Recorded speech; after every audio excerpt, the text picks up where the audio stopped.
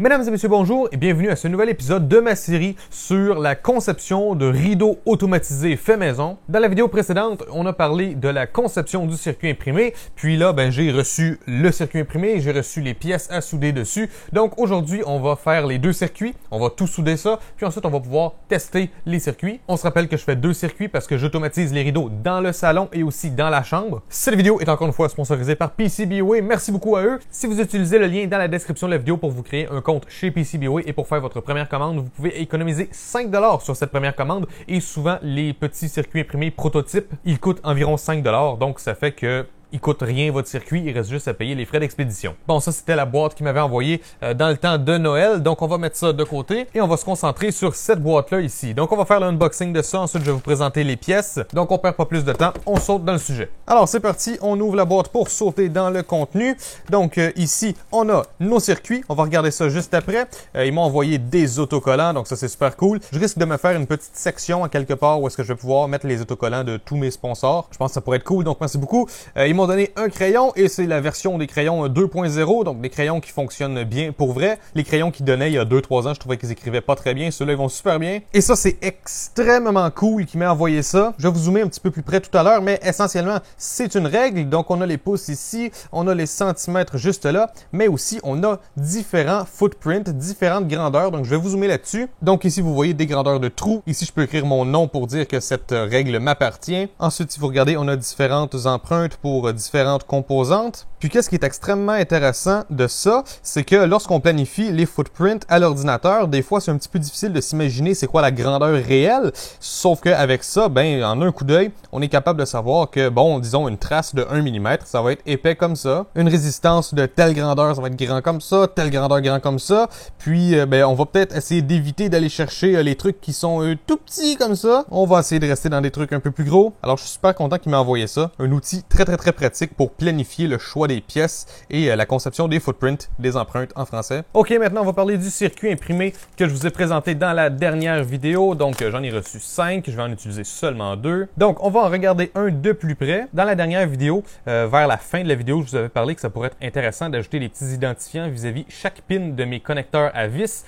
Puis c'est ce que j'ai fait en fait, j'ai identifié chaque pin pour savoir où est-ce que mes fils vont se brancher pour ne pas me tromper. Donc ça c'est pas quelque chose que j'avais montré dans la vidéo, j'avais simplement mentionné l'idée, puis je l'ai fait par après. Ensuite, avec la luminosité, vous pouvez voir les différentes traces. Même chose en dessous, vous voyez les différentes traces. Encore une fois, un petit clin d'œil à PCBWay puisqu'ils ont accepté de m'aider avec mon projet. Ici, ça va être notre node MCU. Ici, ça va être le convertisseur des volteurs. Ici, ça va être le DRV8825 qui va contrôler nos moteurs. Bouton poussoir. Résistance 10 kΩ pour le bouton poussoir, résistance 10 kΩ pour la photorésistance, condensateur, mon logo juste ici, trou de montage, et ça c'était deux petits trous que je vais pas utiliser pour le montage de cette plaque-là, mais c'était dans le footprint du convertisseur des volteurs parce que le convertisseur des volteurs, il y a ces deux petits trous-là. Jusqu'à présent, c'est assez familier, c'est 100% ça qu'on a designé à l'ordinateur. C'est exactement ce à quoi on s'attendait. Mon logo ici, clin d'œil à PCBWay encore une fois, Rémi Desrochers, mon site web, rideau automatisé version 1.0 et la date que j'ai designé le circuit. Et encore une fois, vous pouvez voir les traces qui passent. Ici, pour le 12 volts, vous pouvez voir que les traces sont assez épaisses. Même chose, les moteurs ici, c'est assez épais. Donc voilà, tout est parfait, tout a été pris en compte. Donc, enfin, on est prêt à souder les pièces. Mais avant de souder les pièces, on va les montrer, ces fameuses pièces-là. Alors, premièrement, dans ce petit sachet, j'ai des headers comme ça, des headers femelles. Donc ça va venir se mettre ici, par exemple, pour le DRV8825, donc un là et un là. Puis ensuite, le DRV, je vais pouvoir juste le brancher par-dessus. Et comme ça, s'il arrive un problème, je peux l'enlever, changer le driver si jamais il brise ou quoi que ce soit. Donc ça, j'en ai besoin de 4 parce que je fais 2 circuits identiques, puis j'en ai besoin de 2 par circuit. J'en ai commandé 5 juste au cas où qu'il arrive quelque chose, j'en aurai un de rechange. Dans le même ordre d'idée, j'ai d'autres headers ici. Ça, c'est des headers Kingspin et ça, c'est pour le node MCU. Donc ça va aller se brancher juste ici. Et c'est toujours un soulagement quand ça se branche comme il faut. On sait jamais quand est-ce qu'on peut se tromper. Encore une fois, ça, j'en ai besoin de 4. J'en ai commandé 5 juste au cas où. Connecteur à vis, donc ça c'est les 5 pins. Ça se branche dans le circuit comme ça. On met les fils qu'on veut ici et ensuite on peut sécuriser les fils avec les petites vis en haut. Le connecteur 5 pins, il va juste ici, voilà. Encore une fois, ça entre parfaitement, donc ça c'est un soulagement. Donc j'en ai besoin de 1 par circuit, donc en tout j'en ai besoin de 2 et j'en ai pas commandé de rechange parce que ces pièces-là, c'est assez difficile de les endommager. C'est fait assez solide. Bon, ensuite, même chose, mais avec les 4 pins. Ça, les connecteurs 4 pins, j'en ai besoin de 2 par circuit, donc en tout j'en ai besoin de 4 mathématiques de niveau avancé. Voilà, donc ça fonctionne ça aussi. Encore une fois, j'en ai pas pris de rechange, pas trop grave. Ensuite, les résistances 10 kΩ, j'en ai besoin de 2 par circuit, donc j'en ai acheté 100. J'en ai besoin de une ici et une juste là. La raison pour laquelle j'en ai acheté 100, c'est tout simplement parce que ça coûte vraiment pas cher et donc ça peut être utile dans d'autres projets parce que du 10 kΩ, c'est assez commun. Et en plus, puisque c'est des pièces qui sont vraiment petites, entre le moment où on prend la pièce et on la met sur le circuit, des fois, ces pièces-là, elles disparaissent, absolument introuvables. Donc, pas besoin de stresser si j'en perds une ou deux, puisque j'en ai 100. Ensuite, le condensateur, j'ai pris quelque chose que j'avais déjà chez moi, donc on va voir si le footprint fonctionne. Et ça semble fonctionner à merveille, excellent. Là, il n'est pas assis bien droit parce que c'est un condensateur que j'ai dessoudé d'un ancien projet. C'est pas flambant neuf. Et ensuite, il y a le bouton poussoir, que c'est quelque chose que je possédais déjà, donc je n'en ai pas acheté de nouveau. On va voir si le footprint est bon pour ça aussi. Ça, j'avais pas testé, tout comme le condensateur. Et voilà, ça s'assit parfaitement bien. Vous voyez les 4 petites pins qui sortent. Et ça, c'est bien droit. Excellent. Maintenant que je sais que mes empreintes sont de la bonne dimension, je vais être prêt à souder mes pièces. Mais avant de faire ça, ce que je conseille de faire, c'est de tester avec un multimètre en mode de continuité pour voir si toutes les traces vont aux bonnes places. J'ai déjà testé ça hors caméra, je sais que ça fonctionne. Donc voilà, maintenant je vais aller souder les pièces. Donc laissez-moi sortir le matériel et on s'y met. Troisième main, circuit, extracteur de fumée. Ensuite, on a une petite laine métallique. Je me souviens pas exactement c'est quel métal. Je pense que c'est peut-être du laiton. Et bien sûr, le fer à souder. J'ai déjà fait une vidéo au sujet de la soudure, donc je vais pas y aller autant en détail aujourd'hui. Je vais simplement vous faire un petit time-lapse. Donc, on se revient une fois les 2 circuits soudés et on pourra tester les circuits.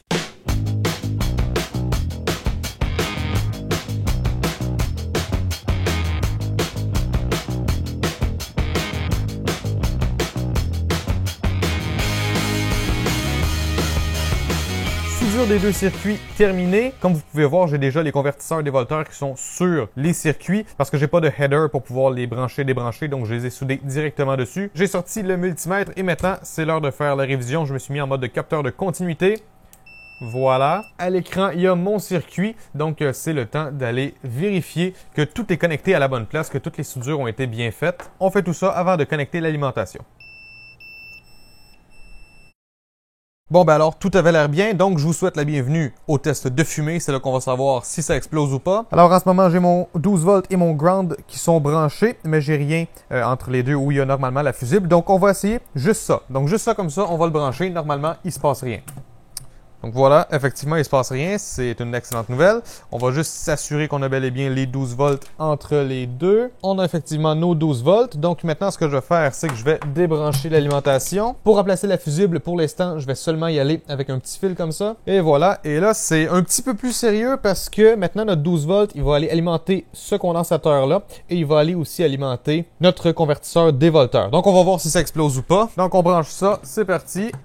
Bon, a priori, ça va. J'ai encore mes 12 volts ici. Au bord du condensateur, on a le 12 volts. In plus, in moins, on devrait avoir notre 12 volts aussi. Et à la sortie, je ne sais pas encore qu'est-ce qu'on va avoir. J'ai rien ajusté. On a présentement 11.6 volts. Donc, ce que je vais faire, c'est que je vais ajuster le potentiomètre jusqu'à ce qu'on arrive à 4 volts. On a nos 4 volts, donc ça c'est bien. J'ai débranché l'alimentation. Maintenant, je vais installer le stepper motor driver. On branche ça ici. Et voilà, et ça s'est super bien branché en plus, c'est cool. Donc maintenant, on va encore faire un test de fumée. On va brancher ça pour voir si ça explose ou pas. Bon, a priori, ça va. Normalement, je devrais avoir 12 volts entre ce point et ce point. Effectivement, on les a. Bon, ben maintenant, c'est le moment un petit peu angoissant. Est-ce que ça aussi, ça va fonctionner? Alimenté par ça ici. Seulement une façon de savoir si ça marche ou pas. Il faut le brancher. En théorie, les connexions devraient être bonnes. Et voilà, c'est en place. Donc le circuit, il a l'air de ça. C'est quand même cool. Et on a le petit bouton poussoir juste ici. Bon, ben c'est parti. Je branche l'alimentation. On va voir si ça le fait ou pas. Bon, je sais pas si je suis censé voir des lumières ou pas, mais il n'y a rien. Mais il n'y a pas de fumée non plus, donc peut-être que ça va. Je viens de vérifier au multimètre. Je reçois effectivement 4 volts OV-in, donc ça devrait marcher. Donc ce que je vais faire, c'est que je vais tout simplement faire un petit programme qui fait clignoter la LED. Puis ensuite, je vais le rebrancher.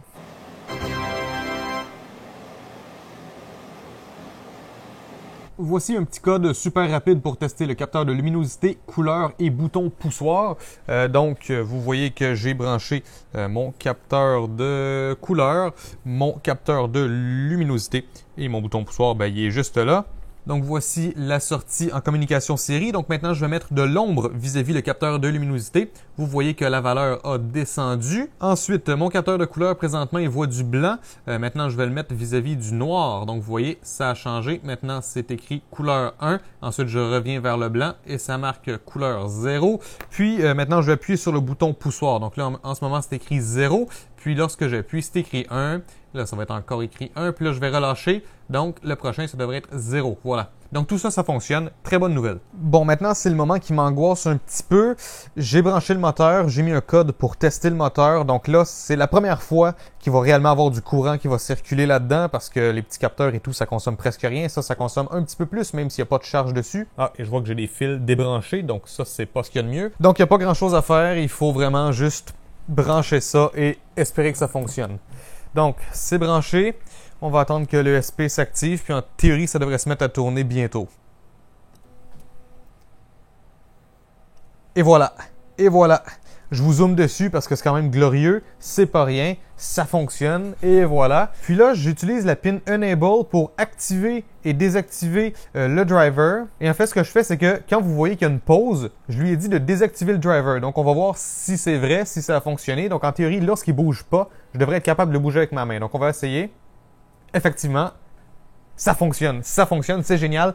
Donc, ça veut dire que lorsque j'envoie du 3.3 volts dans la pin Enable de mon driver, ça désactive le driver et ça fait que mon moteur est en roulement libre et donc on n'envoie pas du courant inutilement dans le moteur lorsqu'on n'est pas en train de le faire tourner. Et lorsque je remets le ground sur la pin Enable, là le moteur il se bloque, il garde sa position jusqu'à temps qu'on lui envoie une commande pour tourner. Donc c'est un grand succès. La seule chose qui pourrait mal aller maintenant, lorsque le moteur va devoir forcer pour faire bouger les rideaux, est-ce que le moteur va être assez puissant pour faire bouger les rideaux? Ça déjà, c'est une bonne question. Mais aussi, est-ce que ça va consommer trop de courant pour la largeur des traces sur la carte? J'espère que tout va bien aller. Il va falloir voir en temps et lieu pour ça. Donc en attendant, au moins, tout ça, ça fonctionne. C'est déjà extrêmement encourageant. C'est maintenant que je vous laisse. Je vais aller tester le deuxième circuit imprimé, mais je vais tester ça hors caméra parce que c'est le même procédé. Donc, ça vaut pas vraiment la peine de le montrer en double. J'espère que vous avez aimé cette vidéo. Merci encore une fois à PCBWay d'avoir accepté de m'aider avec ce projet. Il y a encore plusieurs épisodes à faire sur ce projet-là et PCBWay ont accepté en fait de sponsoriser les autres épisodes aussi. Donc, c'est très gentil de leur part. N'oubliez pas d'aller voir dans la description de la vidéo les liens vers PCBWay, vers leur concours, etc. J'espère que vous avez aussi hâte que moi aux prochains épisodes sur cette série sur les rideaux automatisés. En théorie, dans le prochain épisode, c'est là qu'on va essayer de faire un boîtier imprimé en 3D pour le petit circuit. Puis c'est là qu'on va essayer de fixer ça au mur et de fixer le moteur au mur. Et si tout se passe bien à ce niveau-là, j'imagine que dans la même vidéo, on va faire le premier test pour voir si le moteur est effectivement capable de bouger les rideaux. Donc, en théorie, dans le prochain épisode, tout ça devrait être au mur. J'espère que ça va bien fonctionner. J'espère que vous avez aimé cette vidéo. Si c'est le cas, n'hésitez pas à laisser un j'aime et à commenter. Et n'hésitez pas à me rejoindre sur tous les réseaux sociaux, YouTube, Facebook, Twitter et Instagram. Et moi, je vous revois la prochaine fois dans une autre vidéo. Ciao tout le monde!